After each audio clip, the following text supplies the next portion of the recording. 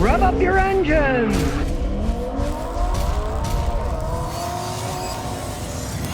All right, I've broken down. I bought an electric vehicle, but I'm starting with the basics here. It's a Coppola Fat Gator electric motorcycle that goes 48 miles an hour.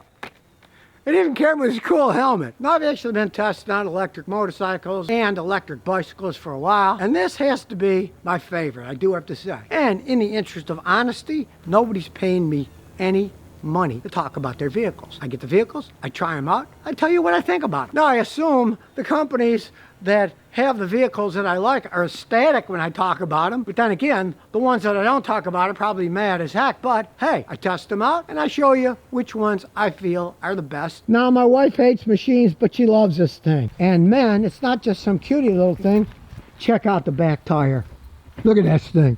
You want to talk about a real fat tire? Look at it. You can go solo or you can put the pegs out so the passenger can sit. And it's quite comfortable. Got dual shocks on the back and dual shocks on the front. Now, it isn't just some little toy. It's an actual electric scooter that can go 48 miles an hour. 3 speed ranges, 1, 2, and 3. And in 3, it can go 48 miles an hour. And you might say, oh, that's dangerous. How are you going to stop it? Well, it's got full actual disc brakes with pads, drilled rotor in the back, and when we go to the front, got the same thing. Excellent design, has aluminum alloy wheels for less weight, so it accelerates faster. And for you techie guys, it's got a 5,000 watt peak motor in the hub. As you can see, it's direct drive. The motor's inside here. It's inside the hub. And when we flip the seat up, it's got a nice lock so people don't steal your battery. It's got a strong 40 ampere hour battery. There's the plug. You can charge it on the bike or you can unplug it and just pull it up.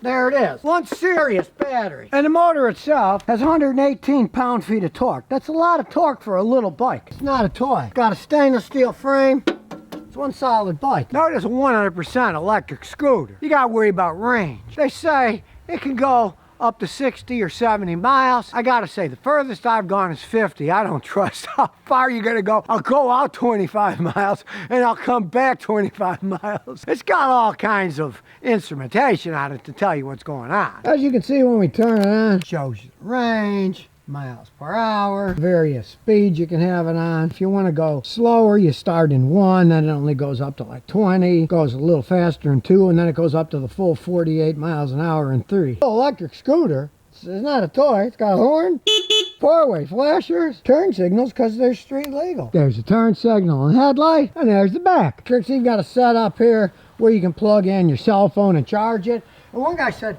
well, what's the water in here? Well, of course it's not water, it's brake fluid. Like I said, fully functional front and back disc brakes. And yes, it accelerates very quickly, but it also decelerates quickly. With those fat tires, you got a lot of contact. It doesn't skid. And it's not like one of those scooters with skinny little tires. Years ago, I road tested some gasoline once, and the guy at the place that was selling said, Scotty, take it for a ride on the road. So I did. And I'm used to driving motorcycles with big tires, right? And these are those skinny little gasoline motorcycle moped jobs. And it went like 45 miles an hour. But the tire's so skinny, when I turned, the whole thing flipped over, ripped my jeans. Luckily, it didn't break my knee. It just got it all swollen up. And that was years ago when I was probably in better shape than I am now. But this thing, with these wide tires, it corners quite well, and the brakes are totally responsive. And as a safety feature, you can't turn the headlight on. It's on the whole time. You can either have low beam or high beam, but you can't turn it off, so people will see you. And guess what? It's got a built-in burglar alarm. These are cute. People might want to steal them. Now it's armed, now it's off, and here's what happens when you arm it. Watch. I'm gonna steal this.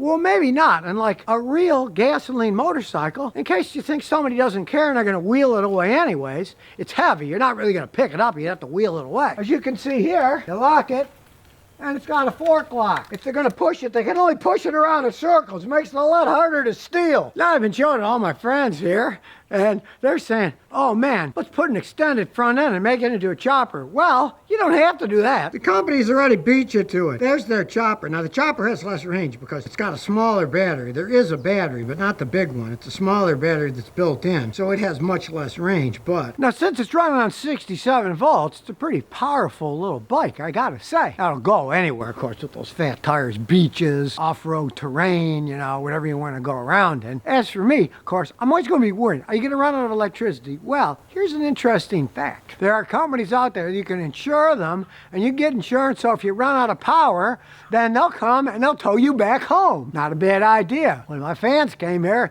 he's got one, and that's exactly what he did when he ran out of power.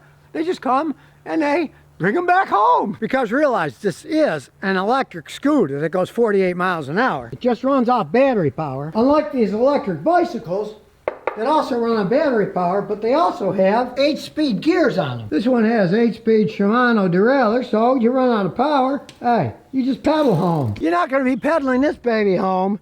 It's a heavy vehicle. This baby weighs 242 pounds. Big heavy battery. You're not going to want to push this thing if you run out of power.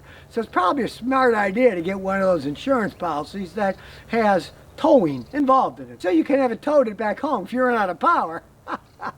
So you might check around for that. My customer, he had one through AAA. It was a company that did it. You can search around and find the best price. But now the moment you've all been waiting for, we'll take it for a ride. It does take off pretty fast. Here we go. We're going uphill too.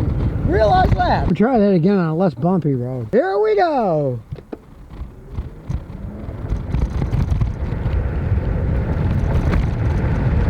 It screams.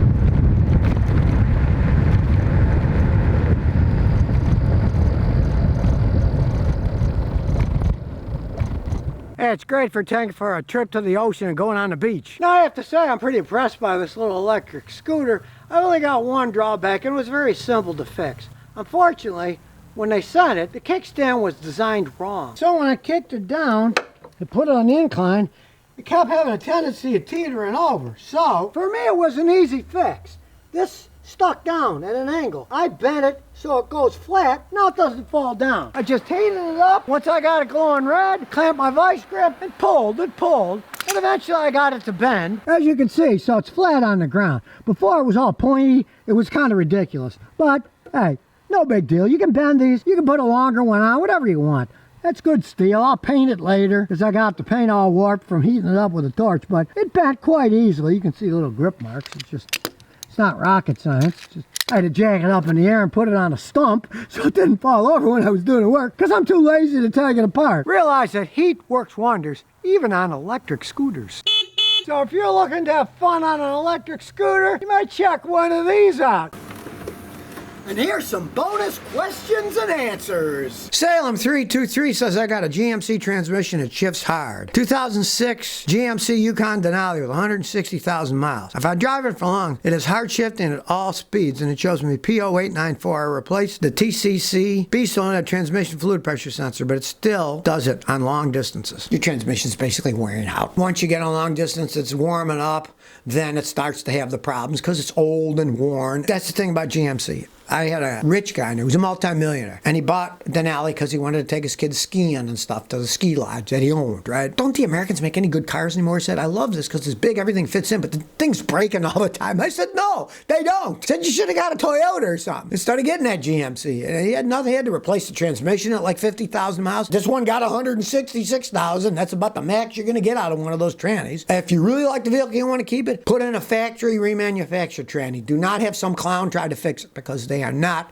repairable transmissions, really. You're better off having a remanufactured one done at a professional factory than having some clown at a shop. I read some data the other day. 33% of the transmissions rebuilt at these shops are not rebuilt correctly the first time. They got to do it a second or a third time. So you don't want to mess with that crap, right? If you want to keep it, get a factory reman. If not, get rid of the thing. Generally does it after long trips and it gets hot. So just take it to CarMax. See, they'll give you money for it and get out of the thing, yeah?